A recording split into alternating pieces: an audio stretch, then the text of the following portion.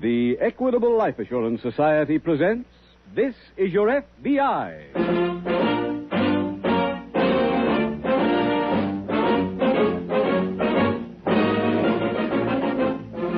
This is Your FBI, the official broadcast from the files of the Federal Bureau of Investigation. Presented transcribed as a public service by the Equitable Life Assurance Society of the United States and the Equitable Society's representative in your community.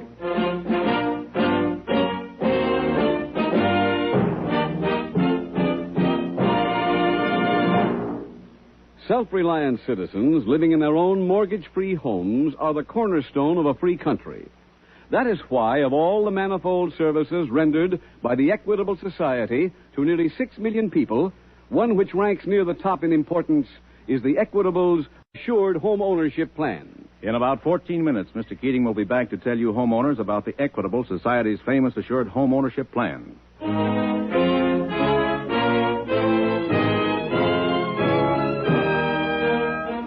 Tonight, the subject of our FBI file, Safe Cracking. Its title, The Tin Can Killing.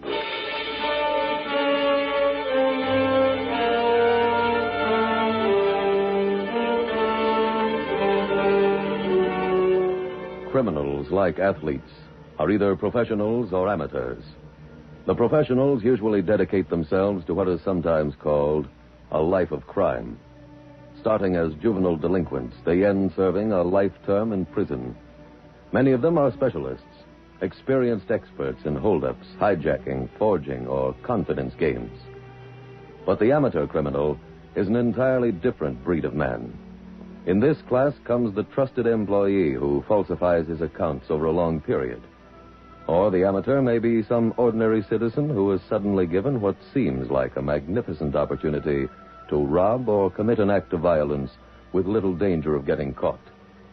Tonight's case from the files of the Federal Bureau of Investigation deals with this second type of amateur criminal.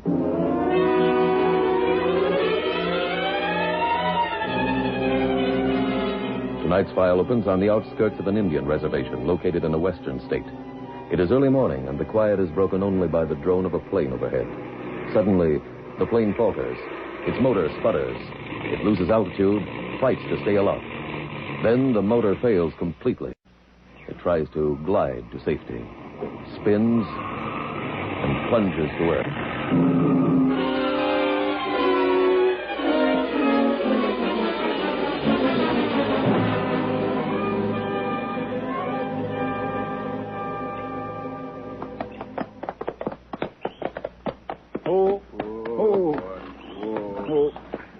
I knew that plane come down here. Yeah, I was wrong.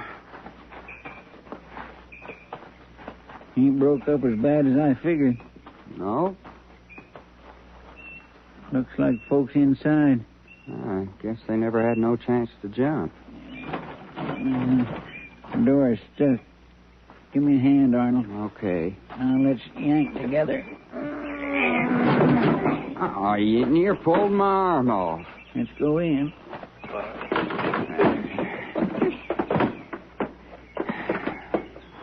Man and woman in here. How are they? They're unconscious, but they look to be breathing. I reckon they're alive. See if I can move her. Oh, she's over than I figured. You need help? No, get that suitcase she's laying on. Got it. I'll just stretch her out again.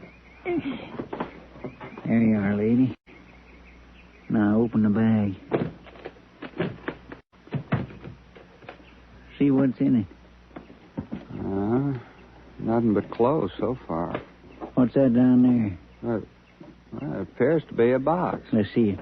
Here. It sure jingles. Open it, Herb.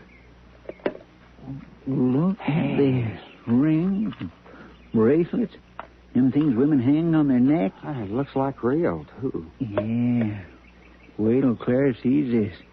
Let's get on back and show it to her, huh? Well, what about these people? Well, what about them? Well, maybe they need help. You said they was alive, didn't you? Let's leave them be. Come on. What's in this box is a lot more important. Just a minute, Whitley. Oh. Hello, Mr. Porter. I thought they were your horses. What you got there? Oh, just a box. That you took from the plane. Well... Let me have it. Huh? I'll take that box, Whitley. Oh, all right. Here. What happened to the passengers? They're in there, Mr. Porter. Are they alive?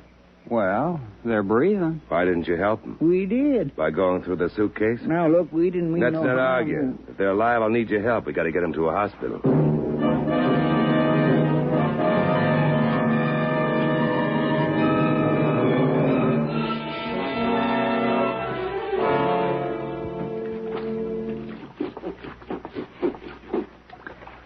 About time you two come home. Couldn't get back no quicker, Clara. Well, go put the groceries inside. Oh, we forgot 'em. What? Well, we just forgot 'em. I send two grown men out for a little shopping. You're gone half the day, and you come back without them. Well, something happened.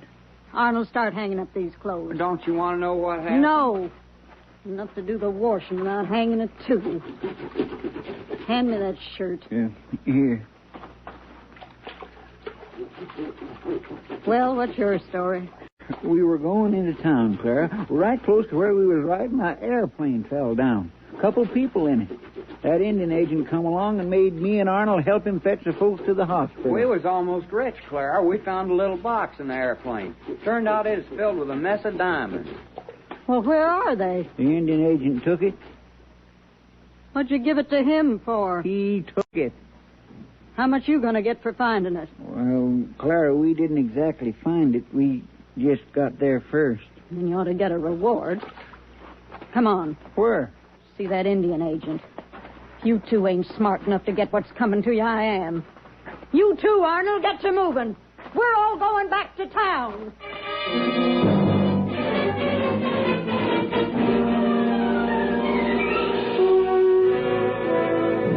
Meanwhile, the nearby FBI field office, Special Agent Taylor is returning from the file room when his phone rings. Special Agent Taylor speaking. Bruce Porter, Jim. Oh, hello, Bruce. You here in town? No, I'm calling from the reservation. Got some business for you. Oh, what kind? I'd like to get idents on a couple of people. I mailed you their prints a little while ago. They crashed in a private plane on the reservation this morning. No markings on the plane? It skidded after crashing and shredded the fuselage so much it's impossible to read any of the numbers. Oh, I see. And if they were carrying registration papers, I couldn't find them. Both people killed, Bruce? No, but they're unconscious and on the critical list at the hospital. Mm-hmm. How about their clothes, luggage? No cleaner's tags on any of the clothes, Jim, but there was a jewel box with quite a few valuable pieces in it. I'm keeping that here in the office safe. You say you've already mailed those prints, Bruce, huh? Yes, I addressed them to you. Okay, as soon as they come in, I'll shoot them along to Washington.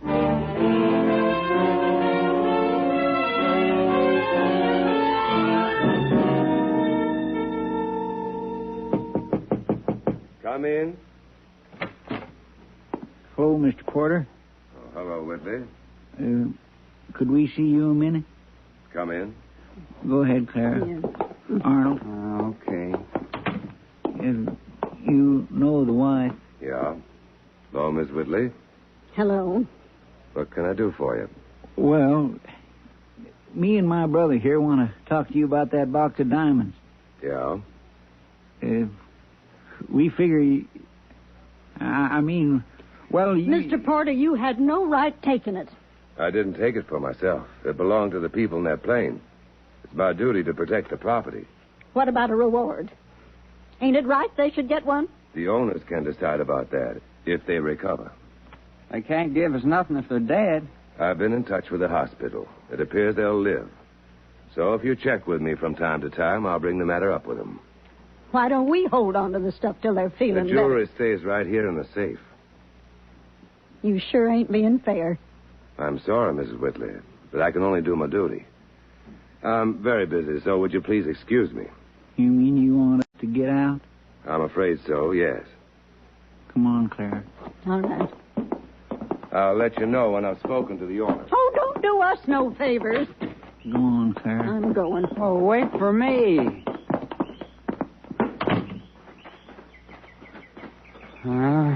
Looks like we made a wasted trip. It ain't gonna be. Well, what can we do? There's plenty we can do. But you heard what he said. He said he's got the box in the safe. You're going back tonight and get it.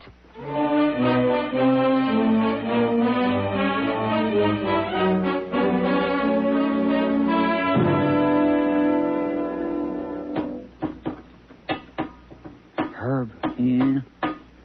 how's it coming? Okay. You want more light? Up a little. That better? Uh-huh. You're sure taking a long time. Well, 'tain't made of butter. One more tap and the door will come off. Herb, you did it. Shine that light in here. There's the box. Someone's coming. Put out the light.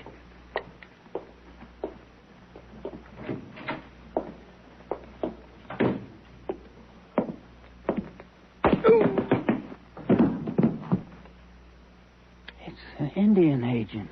Who else do you expect? Get the box. We're going.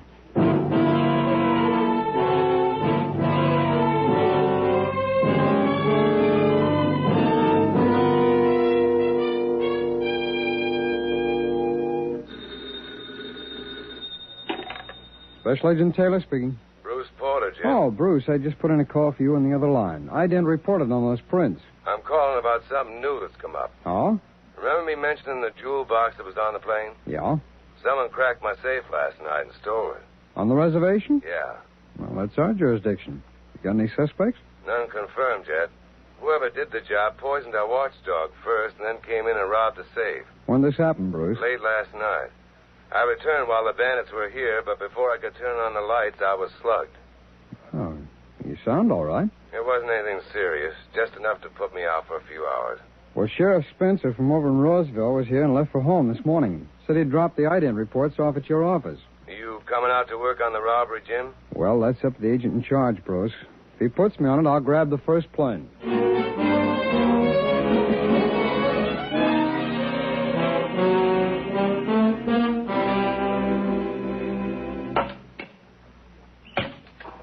Get your back into it, Arnold. I done enough shopping. Not for Clara. Ah, nothing's enough for her. Somebody coming. Well, can you see who it is? Looks like the Indian agent. Think he knows? We couldn't. Howdy. Whitley. I want to talk to you. No Indians around if you're hunting strays. I'm here to ask you some questions. You don't have to answer, but I'd appreciate it if you would. Where were you two last night? Depends what time. Midnight. Well, we were sleeping. Why? Somebody poisoned my dog and robbed the safe at the office. Anything happened to all them diamonds? They were stolen. Whoa. And you two are the only suspects. Me and Arnold? That's right. Why us? Nobody else knew those diamonds were in my safe. Well, now, look, mister, we wouldn't do nothing like that if you... By the woodpile, Clara. Why ain't you two... Oh, you're here. I was just asking him a few questions, Miss Whitley. About the reward? No, Clara. Seems them diamonds was stole last night. Thinks me and Arnold did the taking. He's calling you crooks? Miss Whitley, my safe was broken into last night. The diamonds were stolen. You're just saying that so you can keep the reward. Your husband and his brother are the only ones who knew that the diamonds were in my safe. Can you prove it? Well, not in a court of law, perhaps. Then I suggest you don't come back here till you can. You hear me, Mr. Porter? I'm asking you to get off our property. I heard you. Silly boy. Miss Whitley, I'll prove they stole the jewels. Get out of here! All right, boy. How much he asked you before I come? Just where we was last night. What'd you tell him? We said we was home here. Looks like he's going back the long way. Herb, you and Arnold go through the pass. Catch him coming past Rock Point. What do we want to do that for? So you can kill him.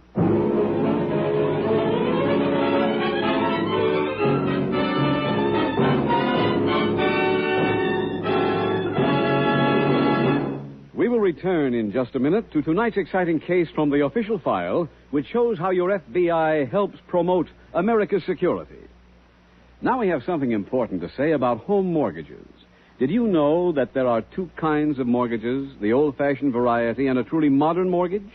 A modern mortgage plan means simply this. It must provide a method for paying off the mortgage years ahead of time. And it must give you emergency protection against foreclosure due to unforeseen disasters. Sounds like a large order, doesn't it? But that's exactly what you get in an equitable assured home ownership plan. There's a good chance you may be one of a select group of homeowners who can qualify for this plan. If so, here are the 4 benefits it offers. First benefit. This plan provides a painless way to pay off the mortgage years ahead of schedule. This works out very simply. In the assured home ownership plan, a low-cost first mortgage is teamed up with life insurance. The life insurance feature creates a cash loan fund which increases steadily. Each year, the mortgage grows smaller and the cash loan fund bigger. I paid off my 20-year mortgage about 6 years ahead of time. That was a great day in my life. Second benefit. The cash loan fund is a friend in need when sickness or unemployment threaten home security. 1 year, my wife and I were in an auto accident, both in the hospital at the same time.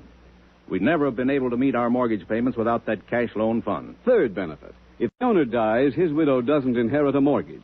She inherits her home free and clear. What's more, the Equitable Society not only cancels the mortgage, but also returns to the widow every cent her husband has paid to reduce the principal. Lastly, the mortgage draws interest not at 6, not at 5, but at 4%. And closing costs are low. Naturally, a plan like this can't be offered to everyone. Your Equitable Society representative will tell you whether you can qualify for this money-saving, home-saving, assured home ownership plan. Or write care of this station to the Equitable Society. That's EQUITABLE. The Equitable Life Assurance Society of the United States.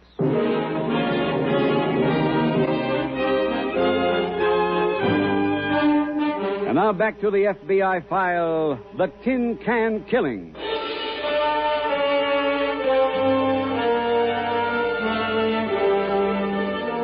In connection with tonight's case from the files of the Federal Bureau of Investigation, we bring you a statement from FBI Director J. Edgar Hoover. Mr. Hoover's message is, and I quote, "The overwhelming majority of our citizens are capable of understanding the difference between right and wrong. They act, or are suited to act, through man's sense of right. Our relationship with one another is for the most part determined by the fealty we pay to the established and time-honored principles of human conduct. Morals are the unwritten laws, the rules and the customs upon which civilization is founded, and by which it is welded together. The criminal has convinced himself he is outside the law, that man-made laws and moral conduct do not apply to him. He feels he is above all law of God and man. For that reason, he is morally indifferent, completely irresponsible.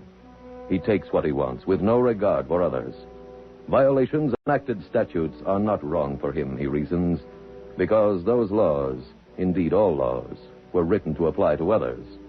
His warped and distorted powers of reasoning and subsequent immoral action are predicated upon one motivating force: greed." Tonight's FBI file continues at the office of the Indian agent. Special Agent Jim Taylor has just arrived. Anybody here? Oh, hello, Taylor. Oh, hello, Sheriff. How come you're still around? I've been trying to help locate Bruce Porter. Bruce, where is he? Missing. Been gone since yesterday afternoon. Any idea where he went? Told his wife he was going out on the robbery. Didn't say where. Uh-huh. I potted the safe over there for prints a little while ago. Find any? None clean enough to use. Well, I don't think we'll have to go very far to locate the safe crackers. Well, that's an amateur job if I ever saw one. I know, but... I'll get it, Sheriff. Hello? Mr. Porter's office? Yes, that's right. This is Dr. Johnson of Memorial Hospital. Yes, Doctor? Mr. Porter was found near Rock Point this morning. Just brought in. Well, what happened to him? He's been shot. Shot?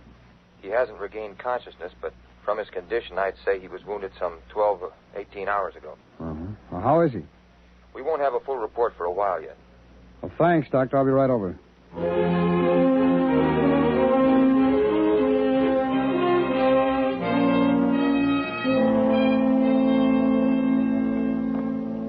I saw Bruce, Sheriff. How is he? Oh, they think he'll pull through, all right? Good. Oh, here's the slug they took out of his shoulder. How much could he tell you? Well, he was shot on his way back from interviewing two brothers named Whitley. Mm-hmm. Thinks they did the shooting. Are they suspects in the robbery? Yeah, but he has no proof as yet. Well, did he have anything we might try and develop? No, not a thing. Jim, this tin can might mean something. Yeah, where'd you get it? Found beside Porter's dog.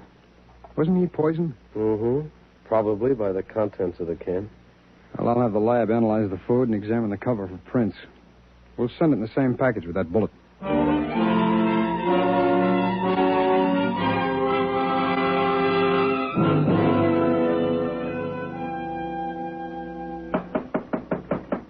Answer that, Arnold. Well, it can't be for me. You heard him answer it. All right. Afternoon. I'm a special agent of the FBI. This is Sheriff Spencer. Here are my credentials. Something you want? Are you one of the Whitley family? Yep. Your brother at home? Yep. Well, I'd like to come in and talk to both of you. Well, come ahead. Thanks. Come on, Sheriff. Clara, a couple folks to see us. He's from FBI. This one's a sheriff. I'm from Roseville. What do you want? We'd like to talk to you about a couple of things. First is the robbery of Mr. Porter's safe. He was here. We told him all we knew. Maybe you can tell us something about the shooting. Shooting? That's right. On his way home yesterday, somebody winged Mr. Porter as he was approaching Rock Point. Either of you men been over near there? Nope. Me neither. It's pretty muddy over there. Sheriff and I took a look at your horse's hooves before we came in. They're all caked with mud. Well, me and Arnold stopped by a water hole yesterday. Yeah. You got anything else to ask? Ask it fast, mister. They got chores to do. Can't be sitting around all day jawing with strangers. You have any more questions, Sheriff? No. Well, then I guess that'll be all. You don't mind if we look around outside, do you? Just as long as you get out. Go ahead, Sheriff. Right. Let's walk around the shack and take a look at their trash pile.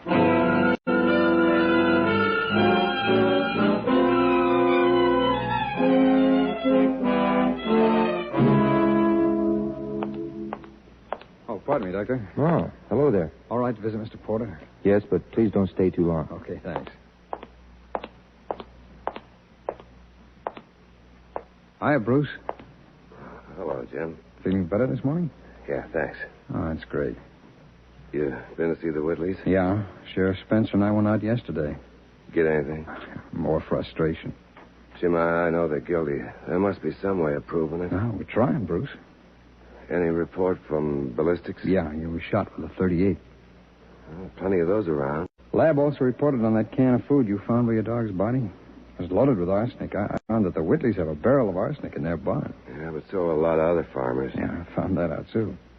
Jim, how about the can of food? Oh, Bruce, tracing that purchase back to them is just about impossible. Half the stores in town carry that brand of hash. Oh. Well, nobody's quitting, Bruce. We'll keep working on it. Hello, Bruce. Oh, hi, Sheriff. Your wife says she'll be out later. Good. Well, Taylor, Yeah. she gave me this message for you.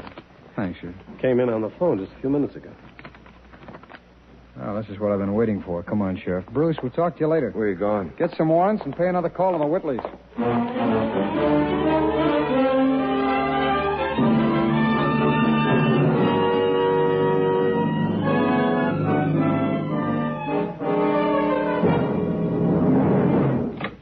Hello, Whitley.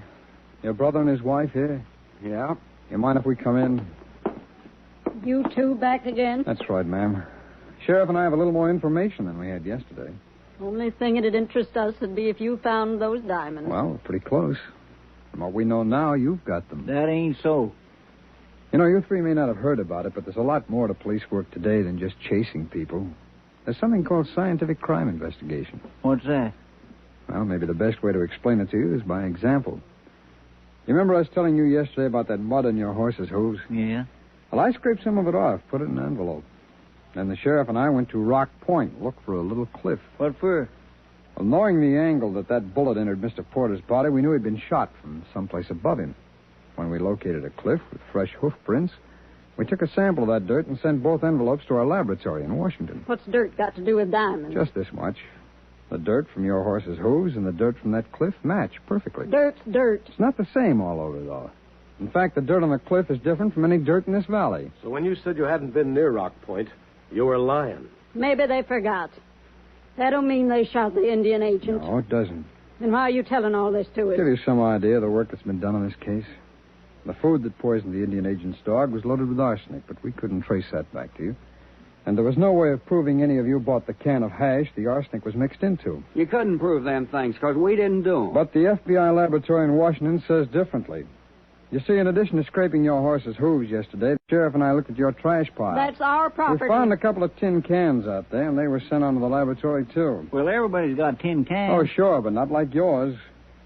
Our laboratory can prove the can of food used to poison Mr. Porter's dog and the ones found in your trash were opened by the same can opener. Jim, look out! I got it! Let go of me! You're not using that gun anymore. Wouldn't that drive it? Come on! Herb. All right, Sheriff. Let's get them all to town.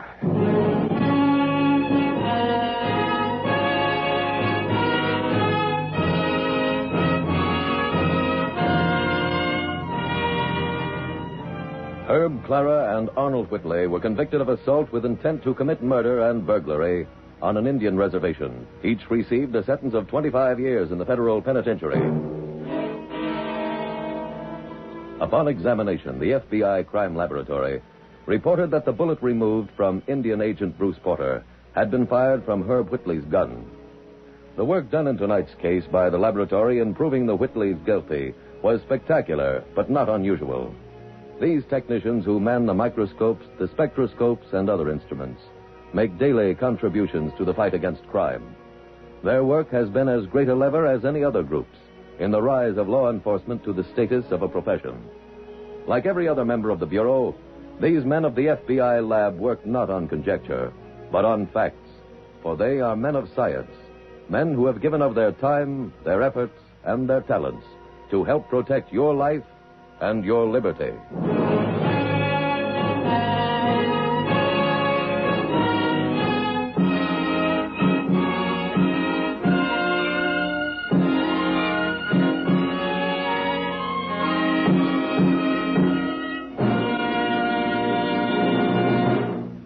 Now, one last word to you homeowners.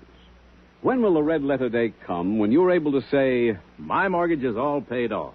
I own my home free and clear. Why not take steps to make that day come true while you're still young? Let your Equitable Society representative show you how Equitable's Assured Homeownership Plan makes it easy to pay off your mortgage years ahead of time. See your Equitable man soon. Or send a postcard care of this station to the Equitable Life Assurance Society of the United States.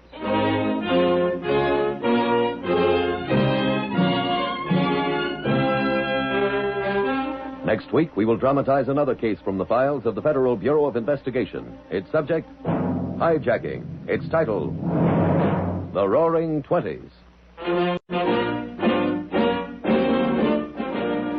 The incidents used in tonight's Equitable Life Assurance Society's broadcast are adapted from the files of the Federal Bureau of Investigation. However, all names used are fictitious, and any similarity thereof to the names of places or persons, living or dead, is accidental. Tonight, the music was composed and conducted by Frederick Steiner. The author was Jerry D. Lewis. Your narrator was William Woodson, and Special Agent Taylor was played by Stacy Harris. Others in the cast were Parley Bear, Harry Carey Jr., James Dobson, Peggy Weber, Ben Weldon, and Carlton Young. This Is Your FBI is a Jerry Devine production. This is Larry Keating speaking for the Equitable Life Assurance Society of the United States and the Equitable Society's representative in your community, and inviting you to tune in again next week at the same time when the Equitable Life Assurance Society will bring you another thrilling transcribed story from the files of the Federal Bureau of Investigation. The Roaring Twenties on This Is Your FBI. Stay tuned for the adventures of Ozzie and Harriet. There's fun for the whole family when Ozzie and Harriet come your way next. This program came to you from Hollywood.